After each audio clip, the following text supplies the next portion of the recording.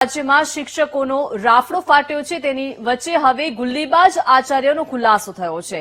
નવા વાડજની ગણેશ વિદ્યાલયના આચાર્ય વિદેશ જતા રહ્યા કાર્યવાહી થઈ છે। કોઈ પણ જાણકારી વિના આચાર્ય જસ્મીન પટેલ વિદેશ જતા રહેતા ડીઓએ નોટિસ ફટકારી છે।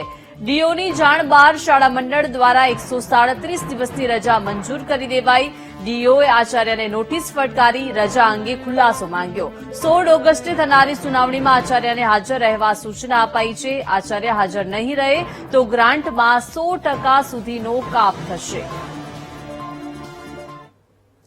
વધુ માહિતી સાથે સંવાદદાતા અપૂર્વ જોડાઈ ગયા છે। અપૂર્વ, અત્યારે રાજ્યમાં ગુલ્લીબાજ શિક્ષકોનો રાફડો ફાટ્યો છે, તેમની વચ્ચે હવે ગુલ્લીબાજ આચાર્યનો ખુલાસો થયો છે। શું સમગ્ર મામલો?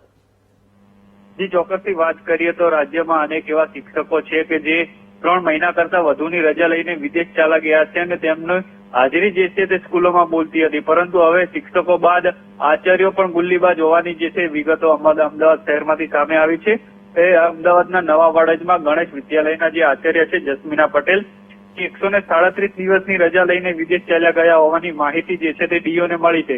કારણ કે જે પ્રમાણેની જોગવાઈ છે ગુજરાત માધ્યમિક અને ઉચ્ચતર માધ્યમિક વિનિમય પ્રમાણે 4 મહિનાથી વધુની રજા જો મંજૂર કરવાની હોય તો પહેલા જિલ્લા શિક્ષણાધિકારીની મંજૂરી લેવી પડે, ત્યારબાદ શાળા મંડળ દ્વારા મંજૂરી આપવાની જોગવાઈ છે। પરંતુ સીધી જ આ જસ્મીના પટેલને શાળા મંડળ દ્વારા 137 દિવસની રજા મંજૂર કરી દેવામાં આવી હતી। તેની વિગતો જે છે તે ડીઓને ધ્યાને આવ્યા બાદ ડીઓએ આચાર્યને વિદેશ જતા રહેવા બાબતે નોટિસ ફટકારી છે અને સમગ્ર મામલે ખુલાસો રજૂ કરવા માટેનો સમય આપ્યો છે। તેમજ 16 ઓગસ્ટના રોજ રૂબરૂ સુનાવણીમાં હાજર રહેવા માટે પણ ડીઓએ જસ્મીના પટેલને આદેશ કર્યો છે। તેમજ એક ચીમકી પણ આપી છે કે જો રૂબરૂ 16 ઓગસ્ટના રોજ સુનાવણીમાં હાજર નહીં રહે તો શાળાની 100% ગ્રાન્ટ કાપવા સુધીની કાર્યવાહી કરવામાં આવશે। તે પ્રકારેની આદેશ પણ ડીઓ દ્વારા કરવામાં આવ્યો છે। ચોક્કસથી કહી શકાય કે જે પ્રમાણે શિક્ષકો ગુલ્લીબાજ હતા તે બાદ હવે આચાર્યોની પણ ગુલ્લીબાજ હોવાની વિગતો સામે આવ્યા બાદ હવે ડીઓએ લાલાંગ કરી છે અને નોટિસ ફટકારીને ખુલાસો માંગવા માટે